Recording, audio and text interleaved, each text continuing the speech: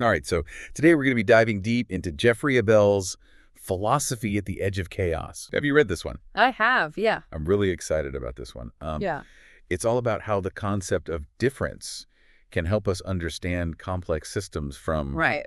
pretty much everything, like language, culture, even the universe itself. Yeah, it's a dense read, but Bell really does a good job of kind of weaving together this tapestry of ideas. Wow. Okay, so where does he start? Like, what's the foundation of this whole difference as the key to understanding reality thing? Well, right off the bat, Bell argues that philosophy, in its attempt to grasp the totality of reality, always stumbles upon what he calls the uncommon. The uncommon. Yeah. What does he mean by that? He's talking about those paradoxical conditions, Okay. those edge cases that actually make systems possible in the first place. Okay. Think of it like the cracks in a foundation. They might seem like flaws, but they're actually what allow the structure to settle and adapt to the ground it's built on. Interesting analogy. Yeah. So Bill is saying that these uncommon elements are actually essential to how systems function and evolve. Exactly. And he contrasts this with Hegel's idea of the notion, Okay. the common thread that supposedly unites all systems. Right.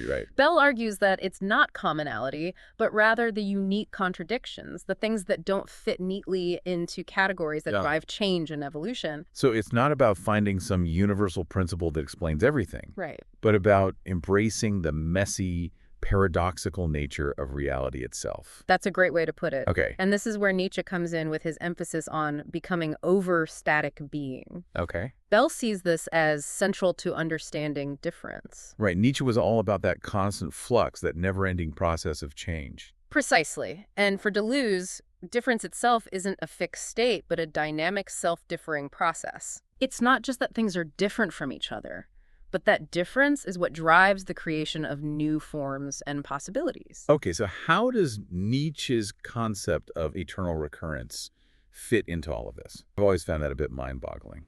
It's definitely a head spinner, but Bell argues that it's actually a key to understanding Deleuze's view of difference. Okay. Think of it as a double affirmation. It's saying yes to the fact that everything is constantly changing and saying yes to that very process of becoming itself. So it's not just accepting change, but embracing the very dynamism of reality. Yeah, That's a pretty radical affirmation. it is. Yeah. And it challenges us to rethink our assumptions about time, identity, Right. even the nature of reality itself.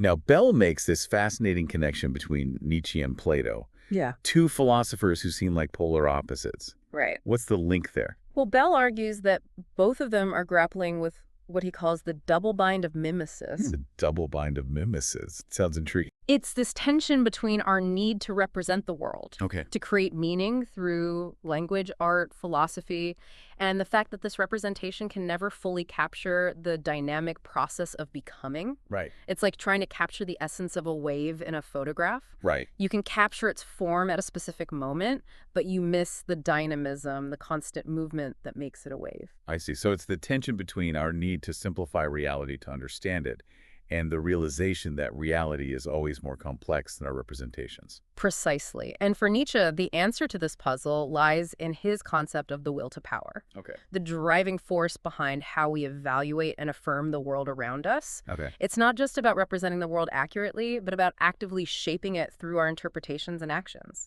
So how does Deleuze's concept of the event fit into this whole scheme? For Deleuze, the event is a pivotal concept embodying both a present moment of actualization and a timeless pre-individual future and past. Hold on. A pre-individual future and past. Can you unpack that a bit? Deleuze is challenging our linear understanding of time. Okay. He's saying that the past isn't just something that's gone, and the future isn't just something that hasn't happened yet. Right. They both exist as potentialities within the present moment, influencing and shaping what becomes actualized. So the event is like a nexus point where the past, present, and future converge and influence each other. Exactly. Wow. And this challenges traditional notions of time and identity. Okay. It's not that we exist as static individuals moving through time, but rather that we are constantly being formed and reformed by the flow of events. That's a pretty radical shift in perspectives. So we've got this uncommon foundation of paradox, Yes. Nietzsche's emphasis on becoming, and Deleuze's dynamic events. Where do we go from here? Well, this is where things get really interesting because Bell connects all of this to Gregory Bateson's theory of the double bind. Okay, remind me, what exactly is a double bind? Isn't that a psychological concept? It is. Yeah. But Bell applies it to a much broader philosophical context. Remember how we talked about the double bind of mimesis? Yes. It's a similar idea, but on a larger scale. Okay. It's that feeling of being trapped between two contradictory demands where fulfilling one inevitably violates the other. So it's like those damned if you do, damned if you don't situations, Right. but with the potential for both breakdown and breakthroughs. Precisely, and Bell argues that this double bind is actually inherent to the process of becoming. Okay. It's the tension between the need for stability and the inevitability of change, the desire for order, and the embrace of chaos. This is all starting to feel very relevant to our current world with all its uncertainty and rapid transformations. Absolutely, and to illustrate how cultures can navigate these double binds, Yeah. Bell uses the fascinating example of Balinese culture. Oh, I'm intrigued. Tell me more about the Balinese connection. Well, Bell points out that Balinese culture is characterized by a constant interplay of order and chaos. Okay. They have elaborate rituals and social structures, yet they also embrace spontaneity and improvisation. So it's like they found a way to balance structure and flexibility, order, and chaos. Exactly. They create what Bell calls plateaus of intensity. Right. Moments of heightened experience that allow them to release pent-up energy and maintain stability amidst constant change. It's like they've learned to ride the waves of chaos without getting wiped out. A very apt analogy. Yeah. And this ties into another key concept that Bell explores, the body without organs, or biavuo. Okay, now that's a term that always sparks curiosity. Right. It sounds a bit unsettling, to be honest. What exactly is the body without organs? It's definitely a provocative term, and Bell discusses its origins in Antonin Artaud's work. Okay. But don't worry, it's not about literally removing organs. Okay. It's a more abstract concept referring to the potential for breaking free from restrictive structures and creating new forms of experience. So is it like shedding those old ways of thinking, those mental organs that are holding us back? That's one way to look at it, but Bell also highlights the different interpretations of the BOO. Derrida, for example, sees it as a longing for a state of pure, undifferentiated existence. Like a return to the primordial soup, a kind of cosmic reset button. In a way, yes. Okay. But Deleuze and Guattari, who Bell focuses on, have a different take on the BOO. I'm all ears. How do Deleuze and Guattari interpret this enigmatic body without organs? They see it not as an empty vessel, but as a site of dynamic, imminent differentiation. Okay. Imagine it as a fertile ground where new forms and connections can emerge not by erasing all structure, but by creating a space for new structures to arise organically. So it's not about rejecting all forms of organization, but about finding ways to create more fluid, adaptable, and dynamic structures. Precisely. And this leads us to the grand finale of Bell's exploration, the concept of the chaosmos. Ah, yes, the dance floor where chaos and order meet. Yeah. I'm eager to hear how Bell unpacks this. Well, Deleuze uses chaosmos to describe the interconnectedness of chaos and order. It's not one versus the other, but a constant interplay where order emerges from chaos and is always in danger of collapsing back into it. The universe, according to this view, is not a finished product, but an ongoing process of becoming. So it's like the universe is constantly in motion, always teetering on the edge of chaos, with order and complexity emerging from the seemingly random interactions of matter and energy. That's a great way to put it.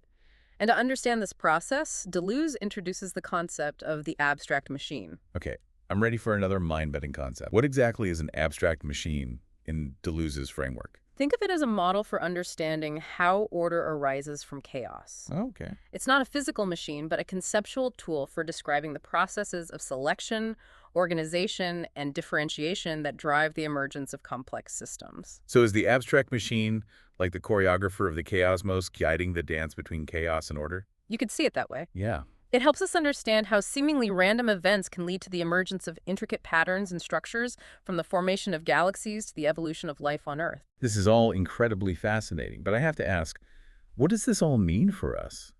Why should we care about these abstract philosophical concepts? How do they relate to our everyday lives? That's the crucial question, isn't it? Yeah. And it's one that Bell tackles head-on as he challenges traditional notions of system. Okay, I'm ready to have my mind blown wide open. Hit me with it. Instead of viewing systems as closed and complete, Deleuze pushes for a more dynamic understanding, Right. one that embraces the constant interplay of chaos and order. Okay. He argues that every system, whether it's a physical system like a star or a biological system like an organism, Right. is constantly exchanging matter, energy, and information with its environment. So it's like saying that the universe is not a collection of isolated objects, but a vast interconnected web of processes. Precisely. Okay. And this has profound implications for how we view everything from the evolution of life to the functioning of societies. I'm starting to grasp the power of this framework. It's like a new lens for understanding change and emergence across all domains. But I have to confess, I'm still struggling to reconcile this idea of chaos with the apparent order and stability we see in the universe. Right. How can something be both chaotic and ordered at the same time? That's an insightful observation. And it's where Deleuze's concept of the abstract machine comes in again, Okay. to bridge the gap between the chaotic and the ordered.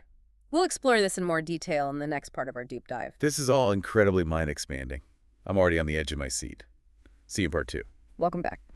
All right, so we're picking up our exploration of philosophy at the edge of chaos. And, you know, one of the most surprising things Bell does in this book is connect this whole edge of chaos concept back to Spinoza. Right. Now, hold on, Spinoza. Wasn't he all about a fixed, unchanging God or substance?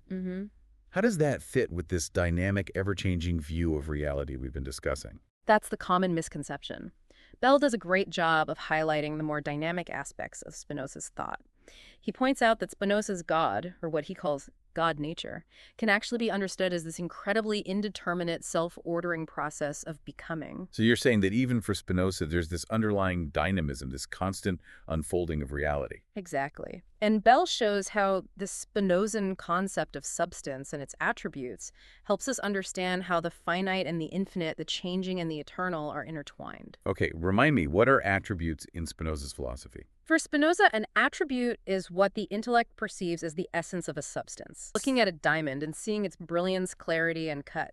These are attributes of the diamond. Right, so the attributes are like different facets of the same underlying reality. Precisely. And Bell argues that these attributes, for Spinoza, shouldn't be seen as static properties, but as expressions of this dynamic, ever-changing substance. So is this similar to Deleuze's idea of univocity, where each expression reveals something about the underlying principle while being unique? Yes.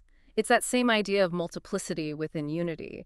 And Bell shows how this Spinozan concept of expression helps us understand how we as finite beings can participate in the eternal, ever-changing nature of God nature. Okay, I'm starting to see how these pieces fit together. But how does this Spinozan view of substance, this idea of a dynamic God nature, translate into real-world systems on the edge of chaos? Can you give me some concrete examples? Let's take the origins of life itself. Bell walks us through the formation of stars and the creation of carbon, the essential building blocks for life as we know it. He shows how these processes are driven by a complex interplay of chaotic and ordering forces. So are you saying that even something as seemingly stable and enduring as a star is actually a product of this dynamic dance between chaos and order? Bell uses the example of hydrogen and helium, the primordial elements, swirling in vast clouds of gas and dust. It's through the seemingly chaotic forces of gravity that these elements eventually coalesce to form stars. So it's like these clouds of gas, governed by what appear to be random forces, eventually give birth to these incredibly complex and ordered structures. Yes. And within those stars, even more complex elements, like carbon, are forged through the intense heat and pressure of nuclear fusion. It's like each stage of this cosmic evolution is a dance on the edge of chaos, with order and complexity emerging from these seemingly random interactions of matter and energy. And that same dynamic plays out at every level, from the formation of galaxies to the evolution of life on Earth. Bell even brings it down to the level of a monkey learning to solve a puzzle. Oh, right. Remember Deleuze's example of the monkey learning to choose the correctly colored box to get food? Oh, right. The monkey goes through a period of trial and error making seemingly random choices until it eventually figures out the pattern and consistently chooses the right box. Precisely. That process of learning with its initial chaos and eventual order is a microcosm of how complex systems evolve and adapt. This framework is starting to feel incredibly powerful. It's like a universal language for understanding change and emergence across all domains. But how does Deleuze explain this transition from chaos to order? What's the mechanism that drives this process? That's where the concept of the abstract machine comes in again. Remember, it's not a physical machine, but a conceptual tool for describing how order emerges from chaos. Okay, I'm ready for another round of mind-bending. Remind me how the abstract machine helps us make sense of this seeming paradox. Well, to illustrate this concept, Deleuze uses the example of differential calculus. Imagine a field of vectors, each representing a force or potentiality. In a state of chaos, these vectors are infinitesimal, constantly changing direction, with no discernible pattern. So it's like trying to find a pattern in a blizzard with snowflakes swirling in every direction. Exactly. But the abstract machine acts like a filter, sorting and organizing those chaotic vectors into a more stable, integrable distribution. So it's like the abstract machine creates a kind of order within the chaos, like the eye of the storm. That's a great analogy. And once those vectors are organized, they can be integrated, forming what Deleuze calls integral curves, which represent actualized events or structures. So in a sense, the abstract machine bridges the gap between the virtual realm of pure potentiality and the actual world of concrete forms. Precisely. It's the process by which the chaosmos gives birth to order, with the abstract machine acting as the midwife. This is starting to click. But how does this abstract machine actually work in practice?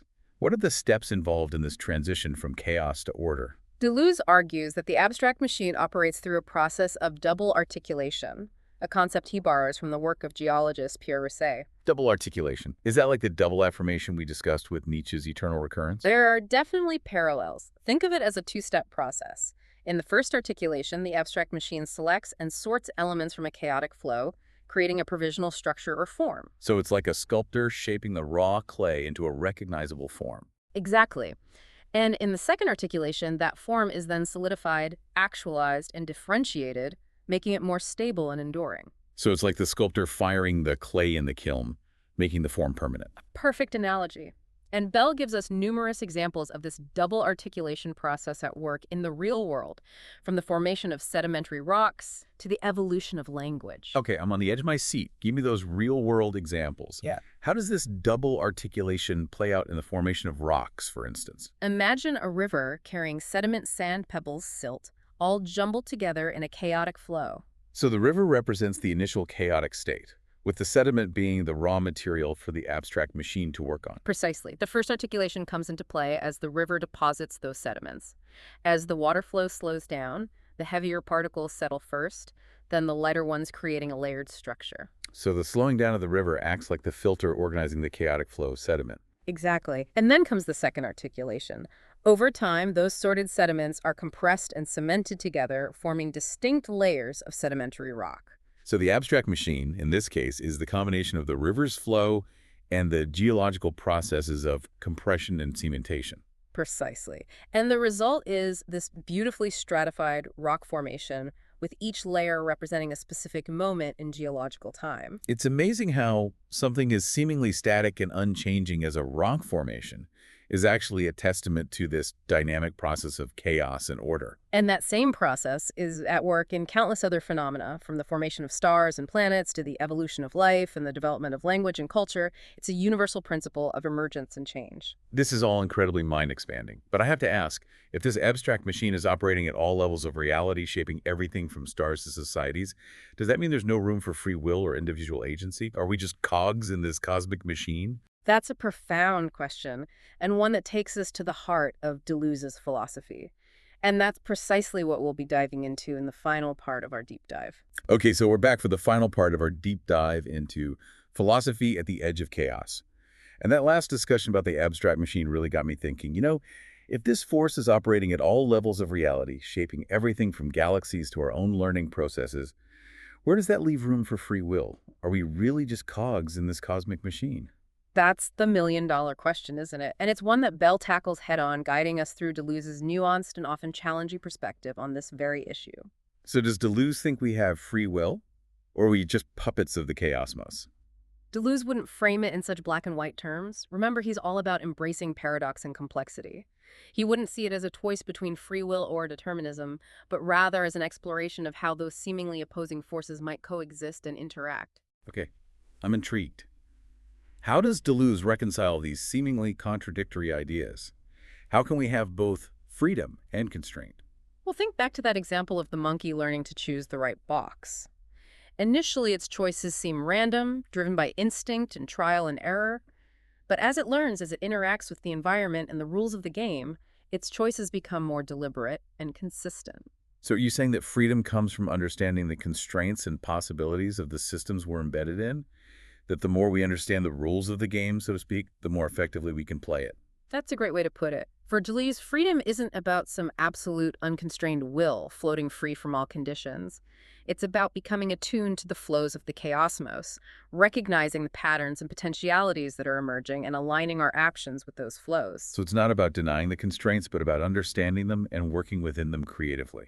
Like a surfer riding the waves. The more skilled the surfer, the more freedom they have to navigate the ocean's forces. Exactly. It's about recognizing that we're not separate from the chaosmos, but participants in its ongoing dance of creation and destruction. We're co-creators, shaping and being shaped by the flows of becoming. That's a powerful image. But if we're all just part of this grand cosmic dance, doesn't that make our individual lives seem insignificant? Like our choices don't really matter in the grand scheme of things. If everything is ultimately determined by the chaosmos, what difference do our individual actions really make? That's where Deleuze's concept of the event comes back into play, offering a different perspective on the significance of our actions.